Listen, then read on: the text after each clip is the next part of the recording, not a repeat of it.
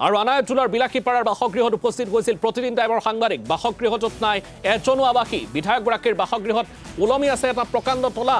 এই মুহূৰ্তত আমি আপডেট জনাব বিচাৰিছো এই মুহূৰ্তত আনায়তুল দুৰ্ঘটনাটোৰ পিছৰে পৰা নাইটো নাইয়ে সমগ্ৰ ঘৰটোত এটা ডাঙৰ তলা ওলমি আছে এই মুহূৰ্তত আমি সেই দৃশ্যাৱলী দেখুৱাইছো আৰু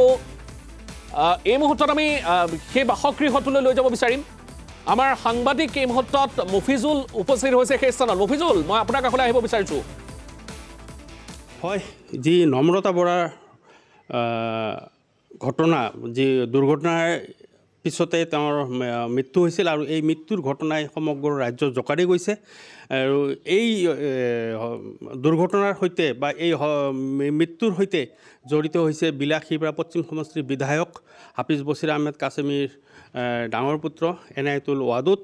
তেওঁৰ নাম সাঙৰ খাই আছে আৰু এই মুহূৰ্তত মই উপস্থিত আছোঁ বিলাসীপাৰা পশ্চিম সমষ্টিৰ বিধায়ক হাফিজ বছিৰ আহমেদ তথা এনায়েতুল ৱাদুদৰ বাসগৃহত আৰু এই বাসগৃহত এই মুহূৰ্তত মানে আমি দেখিবলৈ পাইছোঁ নাই বিধায়কো নাই বা তেওঁৰ যি পুত্ৰ আছিল এনায়েতুল ৱাদুদ তেখেতো এই বাসগৃহত উপস্থিত নাই এতিয়া তেওঁৰ বাসগৃহত এক প্ৰকাৰ নিৰ্মম পৰিৱেশ যিহেতু ডাঙৰ এক ঘটনা সংঘটিত হৈছে আৰু এই ঘটনাৰ পিছতে সমগ্ৰ ৰাজ্য জকাৰি গৈছে এই মুহূৰ্তত বিধায়ক বছিৰ আহমেদৰ বাসগৃহত আমি উপস্থিত আছোঁ আৰু বাসগৃহত মানে এক নিৰ্মম পৰিৱেশ কোনো এজন সদস্যই এনায়েতুল ৱাদুদৰ কোনো সদস্য এই মুহূৰ্তত বাসগৃহত উপস্থিত নাই আৰু মই বাসগৃহৰ সমগ্ৰ দৃশ্য হয় মফিজুল